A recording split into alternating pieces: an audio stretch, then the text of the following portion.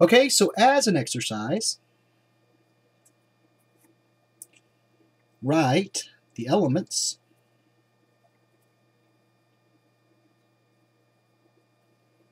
of the dihedral group of order 8 as permutations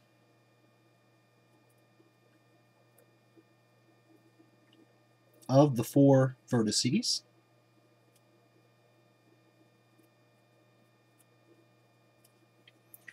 and also show that the subset consisting of the identity, rho, rho squared, and rho cubed, that is, the subset consisting of rotations alone, is a subgroup of the dihedral group of order 8, and that the subset consisting of the identity, rho squared, mu, and rho squared times mu is also a subgroup of the dihedral group of order 8. Alright, so new definition. A point group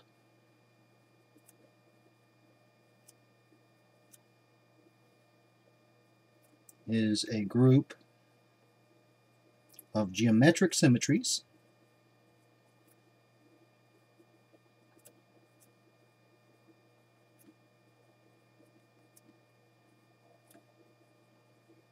that keep at least one point fixed.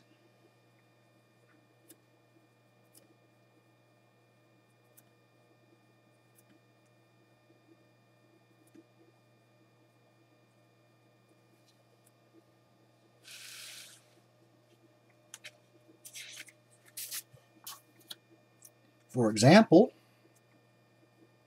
the dihedral group of order 2n is a point group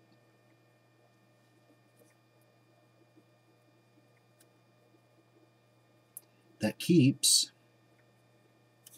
the center of the polygon fixed.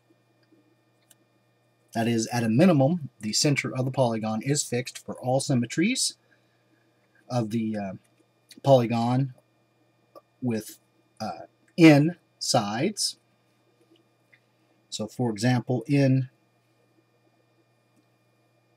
the case of the symmetries of the triangle, we can choose for the center of the triangle to coincide with the origin of the plane, and whether or not my drawing represents it, this is an equilateral triangle whose center coincides with the origin of the plane. And so for the rotation symmetries, we can think of rotating about the perpendicular axis, the z-axis, through the center of the polygon. And for the square,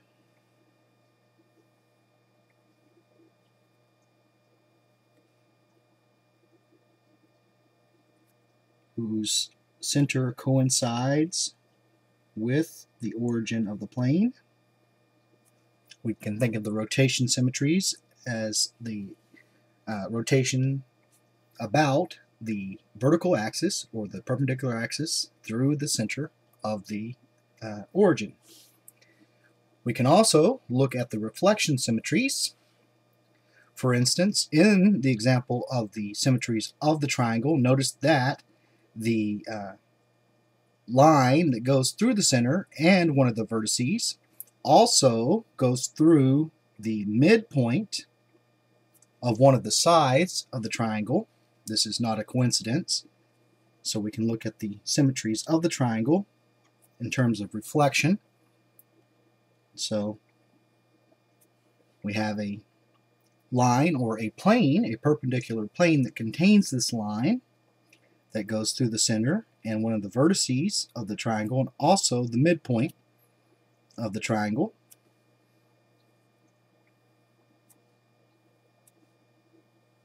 This is the same for all the reflection symmetries of the triangle.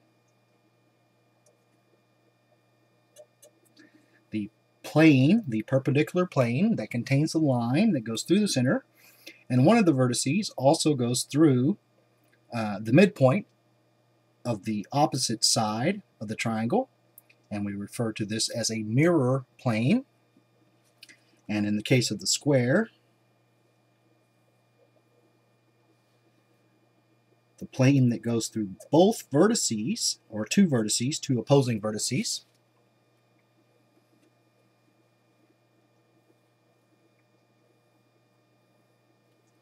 produces symmetry about the vertical plane, and the plane that contains the line that goes through the center of the triangle, and also two of the opposite midpoints of the segments of the square, also produces symmetry about a mirror plane. So now we will begin to consider symmetries of molecules, and so we will quickly review the geometries predicted by the valence shell electron pair repulsion theory. Now, in general, there are 7 arrangements of bonds and free electron pairs that result in a 2-dimensional geometry, and 6 arrangements of bonds and free electron pairs that result in a 3-dimensional geometry. The 2-dimensional molecular geometries are as follows: the linear arrangement, where there are no unbonded electron pairs on the central atom; the trigonal planar geometry, where there are no unbonded electron pairs on the central atom, and the ideal bond angle is 120 degrees; and the degenerate case, where there is one unbonded electron pair and the bond angle is less than the ideal 120 degrees. The degenerate case of the tetrahedral geometry, in which there are 2 unbonded electron pairs on the central atom and the bond angle is less than the ideal 109.5 degrees. The degenerate case of the trigonal bipyramidal geometry, in which there are 2 unbonded electron pairs on the central atom, resulting in a T-shaped geometry with a bond angle of 90 degrees, and a second degenerate case, in which there are 3 unbonded electron pairs on the central atom, resulting in a linear geometry. And finally, the square planar geometry, which is a degenerate case of the octahedral geometry, in which there are 2 unbonded electron pairs on the central atom, and the bonding angles are each 90 degrees.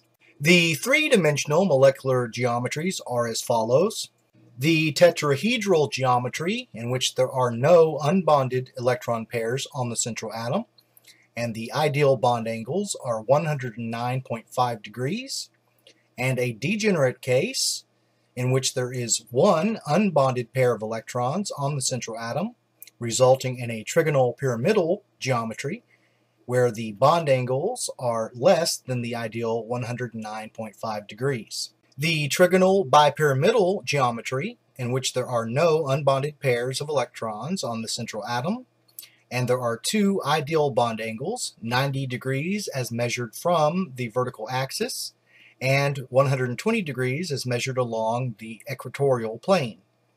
And a degenerate case of this geometry, in which there is an unbonded pair of electrons on the central atom, resulting in the so-called seesaw geometry.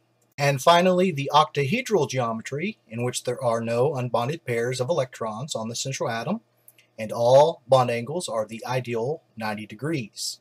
And a degenerate case of this geometry, in which there is one unbonded electron pair on the central atom, resulting in a square pyramidal geometry. So based on its geometry, a molecule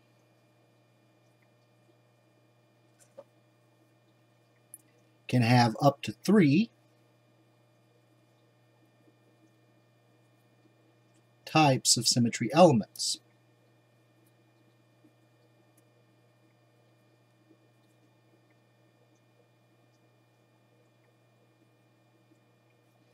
And those elements are axes of rotation,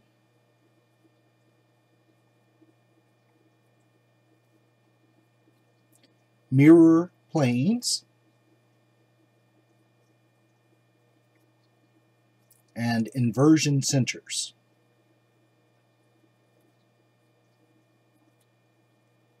Now, we are already familiar with axes of rotation and mirror planes. We will talk about inversion centers and the operation of inversion in the next lecture. Now, a symmetry operation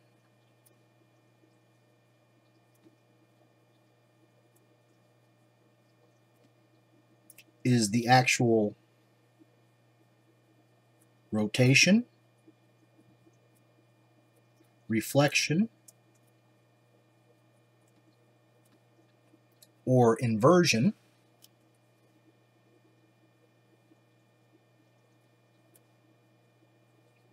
that yields an identical molecule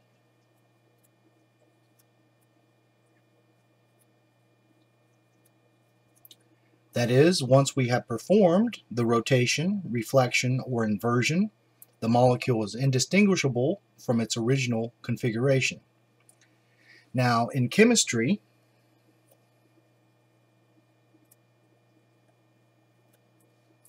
rotation about an axis by or through an angle of 360 degrees divided by n is denoted C sub n, and if that axis is a symmetry element, we refer to it as a CN axis.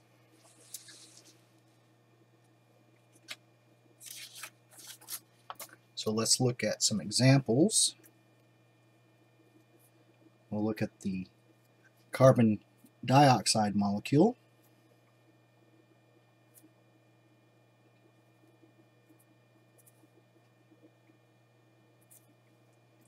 We'll look at the oxygen gas molecule, or diatomic oxygen.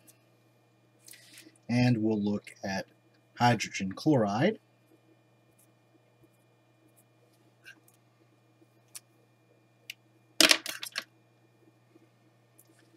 Now, the axis, the vertical axis through the central carbon atom, is a C2 axis. That is, if we rotate the molecule about the axis through the central carbon by 180 degrees, the molecule is indistinguishable from its original configuration. The same with the oxygen molecule. In this case, the axis through the midpoint of the bond length of the pi bond between the two oxygen atoms is a C2 axis. Again, if we rotate the molecule 180 degrees about this axis, it is indistinguishable. Now, for the hydrogen chloride molecule, there is not an axis of symmetry that is perpendicular to the line containing the molecule. However, if we look at the axis that contains the molecule, then we can rotate the molecule by infinitely many angles, and it will still be indistinguishable. And so we refer to this type of axis as a C infinity axis. Now, the diatomic oxygen and the carbon dioxide molecules also have a C infinity axis, and this corresponds to rotation of a circle about an axis through its center. If we rotate a circle about the axis through its center, then we can rotate by infinitely many angles, and it is indistinguishable from its original position. And such an axis is a C infinity axis.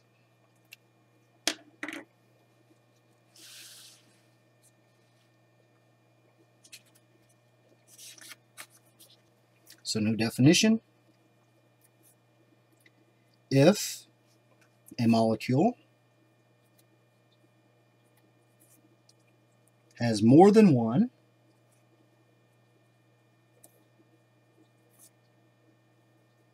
axis of symmetry,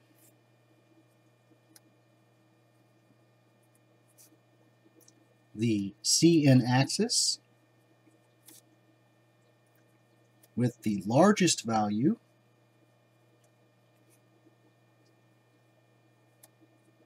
of the integer n,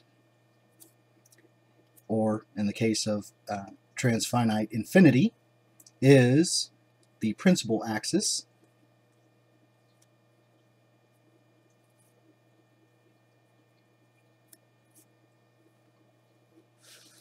So notice that only a molecule with a linear geometry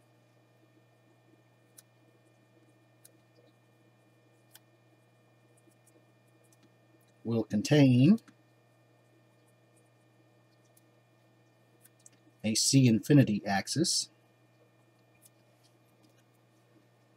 So let's look at some additional examples. We'll look at water, the water molecule. This is a degenerate case of the tetrahedral geometry. And so the axis through the central oxygen is a C2 axis. If we rotate the molecule 180 degrees, it is indistinguishable. And again, this is a degenerate case of the tetrahedral geometry, where the axis of symmetry goes through one of the vertices and coincides with the midpoint of the triangular face. We can also look at the ammonia molecule.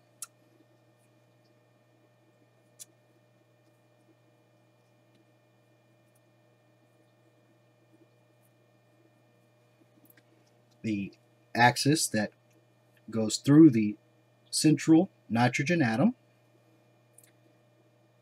is a C3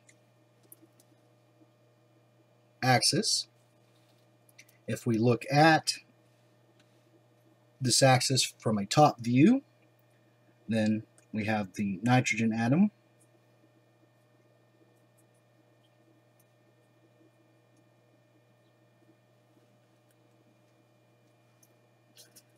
surrounded by the hydrogen atoms, each of which coincides with a plane. And so picture the nitrogen atom at the center of this tetrahedron, and the hydrogen atoms will occur at the vertices of the tetrahedron that are in the plane of this page. And so rotation by 120 degrees will yield an identical molecule.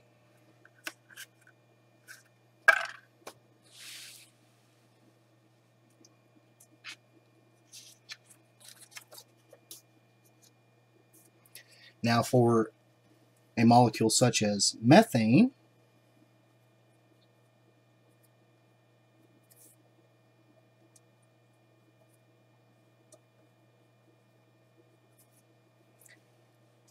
there are 4 axes of symmetry, each of which is a C3 axis. If we look at the top view of this axis, we have a hydrogen atom obscuring the carbon, with the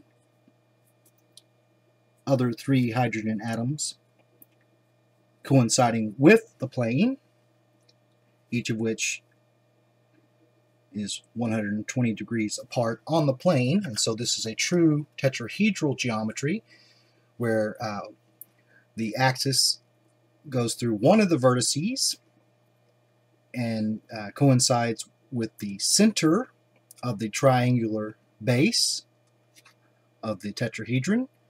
And again, rotation of the molecule by 120 degrees yields an identical molecule. So as an exercise, identify the CN axes present in xenon tetrafluoride. Notice that this is a molecule with an extended valence,